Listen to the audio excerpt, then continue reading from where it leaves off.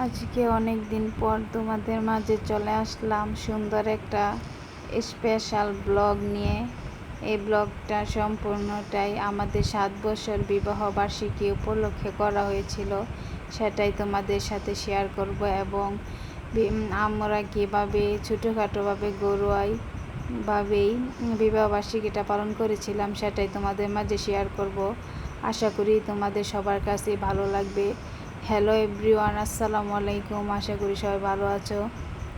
আমিও আল্লাহর রহমতে ভালো আছি। এতদিন কোনো ব্লগ ভিডিও করা হয়নি, কারণ আমার মেয়ে অসুস্থ ছিল, তার জন্য কোনো কিছুই করতে পারিনি। তো সে মোটামুটি এখন কিছুটা সুস্থ আছে, তাই ভাবলাম তোমাদের সাথে একটা ছোট ব্লগ শেয়ার করা যাক। ছোট ব্লগ বলতে স্পেশাল ব্লগ। এই তো কথা বলতে বলতে চলে আসলাম। আজকে আমি রান্না করব গরুর মাংস আর বিরিয়ানি। তার জন্য আমি গরুর মাংসটাকে আগেই কেটে নিলাম, তারপর মাংসটা রান্না করব যেহেতু আলু দিয়ে, তার জন্য আলুও কেটে নিলাম। এরপর বিরিয়ানির জন্য মাংসগুলোও কেটে নিলাম। সবগুলো কেটে নেওয়ার পর এখন আমার দরকার হবে পেঁয়াজ কুচি। তো পেঁয়াজগুলোকে ছিলে নেওয়ার পর এখানে আমি কেটে নেব পেঁয়াজ। তো সব কিছু কেটে নেওয়ার পর আমি রান্না করতে চলে যাব। আশা করি আমার রান্নাটা তোমাদের সবার কাছে ভালো লাগবে। আমি একদম সিম্পল এবং সহজভাবে বিরিয়ানিটা রান্না করব। যারা একদম নতুন তারা এভাবে রান্না করতে পারো, এর চেয়ে সহজ কোনো রেসিপি আর হয় না। এভাবে রান্না করলে খেতেও মজা হয়। আমি এখানে সম্পূর্ণ ঘরোয়াভাবে রান্না করব, আলাদা কোনো মশলাই অ্যাড করব না। রেসিপিটা দেখলেই তোমরা বুঝতে পারবে, এবং আমি যেভাবে রান্না করি সেভাবে রান্না করে দেখতে পারো অবশ্যই। এবং কে কে রান্না করবে এভাবে কে কে রান্না করো অবশ্যই কমেন্টে জানাবে। তো এই তো কথা বলতে বলতে আমি প্যানটাও বসিয়ে দিলাম। প্যানটা গরম করে তেল দিয়ে দিলাম, তারপর পেঁয়াজ কুচি দিয়ে পেঁয়াজটা ব্রাউন কালার করে ভেজে নেওয়ার পর এখানে আদা রসুন বাটা দিয়ে কিছুক্ষণ ভেজে নেব, যেন আদা রসুনের কাঁচা গন্ধটা চলে যায়। আমি এখানে গরম মশলা অ্যাড করেছিলাম, দারুচিনি, এলাচ এবং তেজপাতা। তো এটাকে ভালোভাবে ভেজে নেওয়ার পর এখন আমি এখানে দিয়ে দেব গুঁড়া মশলা দিয়ে দিব হলুদ দেব না, মরিচ, ধনিয়া আর জিরা, এই 3টা মশলাই দিব। এর সাথে কিন্তু আমি লবণও দিয়েছিলাম। তো এই 3টা মশলা দিয়ে দেওয়ার পর এখানে আমি এখন পেঁয়াজের সাথে মিশিয়ে নেওয়ার পর এখানে একটু পানি দিয়ে দেব, যেন মশলাটা পুড়ে না যায়। তো এখানে আমি যেহেতু প্যাকেট মশলা দিয়ে রান্না করব, তার জন্য এখন দিয়ে দেব প্যাকেটের মশলাটা। যতটুকু আমার প্রয়োজন ততটুকুই আমি এখানে রাঁধুনির বিরিয়ানির মশলাটা ব্যবহার করেছি। আমার প্রয়োজন মতো আমি এই বিরিয়ানির মশলা মিশিয়ে নিলাম। তো এগুলোকে এখন একসাথে মিক্স করে নেওয়ার পর এটাকে ঢাকনা দিয়ে ঢেকে ভালোভাবে কষিয়ে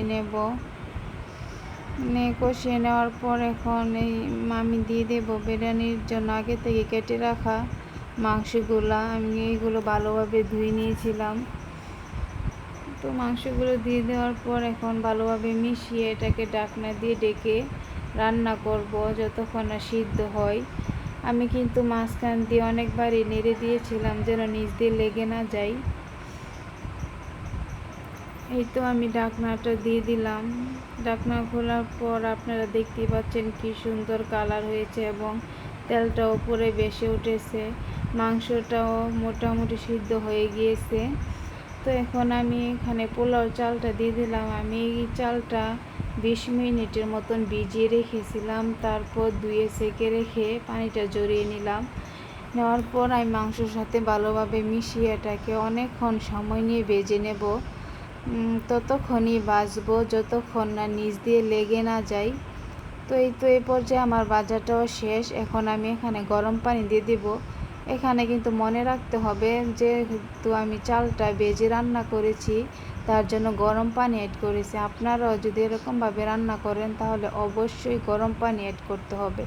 তো এই তো আমার পরিমাপ মতো পানি দিয়ে দেওয়ার পর লবণ দিয়ে ঢাকনা দিয়ে ডেকে রান্না করব।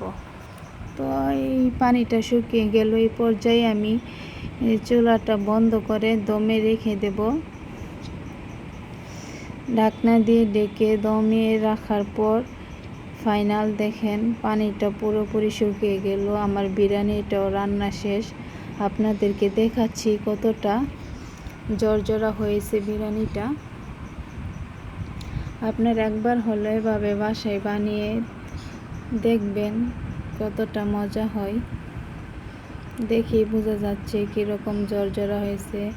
তো আমার বিরিয়ানি রান্না করা শেষ, চলে আসলাম মাংসটা রান্না করতে। তো মাংসটা রান্না করার জন্য প্যানটা বসিয়ে তেলটা গরম করে তার মধ্যে গরম মশলা দিয়ে পেঁয়াজ কুচি দিয়ে ভালোভাবে ভেজে নিচ্ছি। ভালোভাবে ভেজে নেওয়ার পর এখানে আমি আদা রসুন বাটা দিয়ে দেব। আদা রসুনটাও ভালোভাবে ভাজতে হবে যেন আদা রসুনের কাঁচা গন্ধটা চলে যায়। তো আদা রসুনটা ভালোভাবে ভেজে নেওয়ার পর আমি এখানে গুঁড়া মশলা দিয়ে দেব। গুঁড়া মশলার মধ্যে যা যা ছিল, মরিচের গুঁড়া, ধনিয়ার গুঁড়া, হলুদের গুঁড়া, তারপর জিরার গুঁড়া, সবগুলো মশলাই আমি ভালোভাবে মিশিয়ে একটু পানি দিয়ে কষিয়ে নেব। আপনারা যে কোনো রান্নায় দেখবেন মশলাটা যত ভালোভাবে কষানো হয় সেই রান্নাটাও অনেক ভালো হয় এবং খেতেও কিন্তু অনেক ভালো লাগে। তাই আমিও ট্রাই করি যে কোনো রান্নার ক্ষেত্রেই মশলাটাকে অনেকক্ষণ সময় নিয়ে কষানোর জন্য। এই তো আমার মশলাটা কষানো।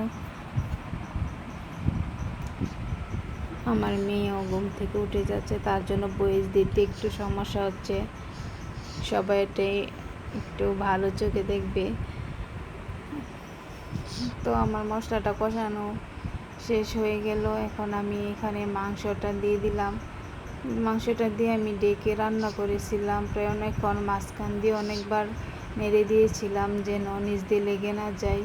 তারপর মাংসটা হাফ সিদ্ধ হয়ে আসলে আমি এখানে আলু দিয়ে ভালোভাবে মিশিয়ে নিয়েছিলাম। মিশিয়ে নেওয়ার পর এখানে আমি পরিমাপ মতো ঝোলের পানি দিয়ে দেব।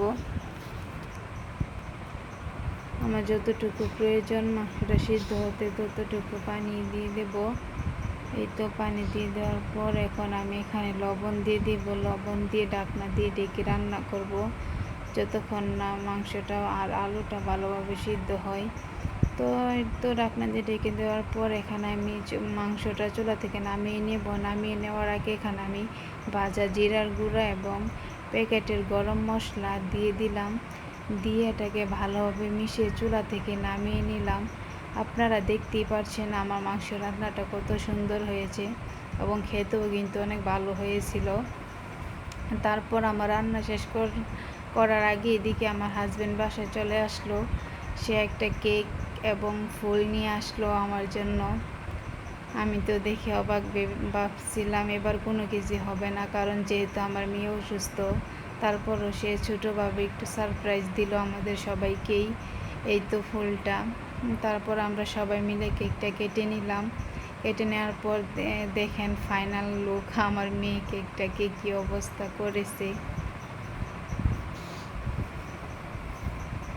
এখানে কোনো মানুষ ছিল না, শুধু আমরা চারজনই ছিলাম, আমার 2 মেয়ে আর আমরা।